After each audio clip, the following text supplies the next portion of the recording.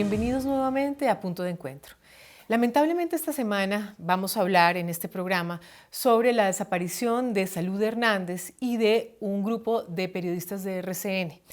Y la primera reflexión que me gustaría compartir con ustedes es: esto no afecta solamente a unas personas, sino realmente a la labor periodística en un país que hasta ahora había podido ejercer más o menos bien en los últimos años ese ejercicio a pesar del conflicto armado interno en que vivimos. Para eso tengo a dos expertos.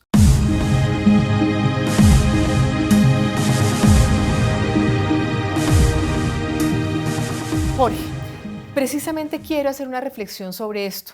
El ejercicio periodístico en medio del conflicto había más o menos podido ejercerse bien y con cierto grado de seguridad porque pues justamente es eso, ellos se encargan de informar lo que pasa dentro del conflicto. Aquí, ¿tú qué crees y qué reflexión haces frente a lo que está pasando? Bueno, yo diría que nunca desaparecieron los riesgos para la labor periodística. De hecho, este hecho hace parte de un crecimiento importante que ha tenido la violencia política desde hace cerca de año y medio. Violencia política que la ejercen de diferentes lados, digámoslo así, como parte del conflicto, pero también grupos que están fuera de él. En particular, los grupos armados organizados, muy ligados a actividades de crimen organizado, están ejerciendo violencia política y ponen en jaque a la labor periodística en muchas zonas del país. Tal vez nosotros tenemos una mirada muy centrada en las capitales de departamento, donde hay alguna libertad de prensa, pero lo que es a nivel de terreno, yo diría que hay unos riesgos muy altos que destapó este hecho que hemos visto en los últimos días. Correcto, es muy interesante la reflexión que hace Jorge. Una mirada es la de los periodistas de los grandes medios y otra cosa son los desafíos del día a día que tiene el ejercicio periodístico en las zonas, en las regiones del país. Pero otra cosa general, ¿hay motivaciones políticas, cree usted? ¿Estos grupos al margen de la ley, llámese insurgentes o bandas criminales, están siendo motivadas políticamente teniendo en cuenta que tanto Salud como tal vez RCN Televisión han sido críticos frente al proceso de paz o como el gobierno lo está llevando a cabo? Bueno, sería un riesgo que cualquiera de estos grupos armados ilegales hubiera asumido una actitud de retaliación contra quienes desde los medios de comunicación tienen una posición diferente.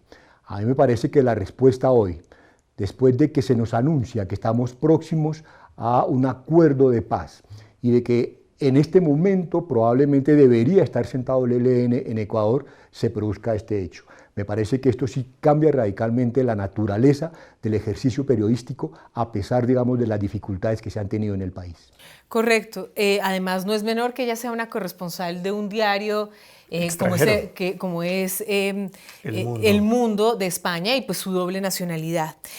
Hablemos un poco sobre la zona, el Catatumbo. ¿Qué características tiene esta zona tan conflictiva del país donde confluyen los tres grupos, digamos, terroristas o al margen de la ley como el ELN, las FARC y el EPL? Jorge, ¿qué está pasando en el Catatumbo y qué características tiene? Y el crimen organizado transnacional, porque es una región donde se saca gran parte de la coca que se produce en el nororiente colombiano.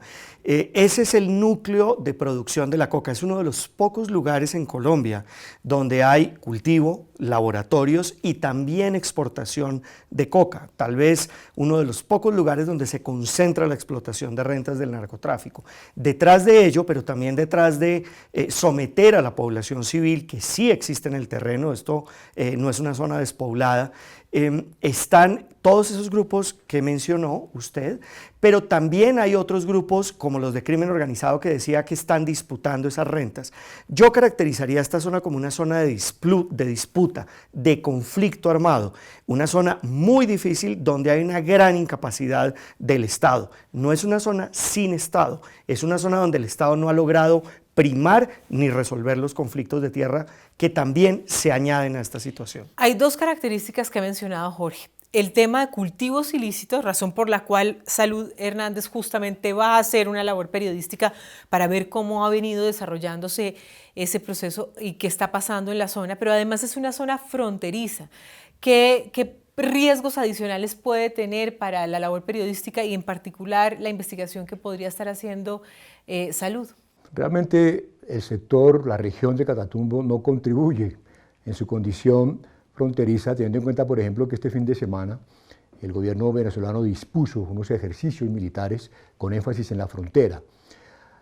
Además, en los últimos años realmente se ha presentado un reacomodamiento de la insurgencia, con unas FARC que buscan ya desmovilizarse, un ELN que aspira a mejorar su posición negociadora a través de hechos militares, y un EPL que también quiere consolidar mejor su posición territorial.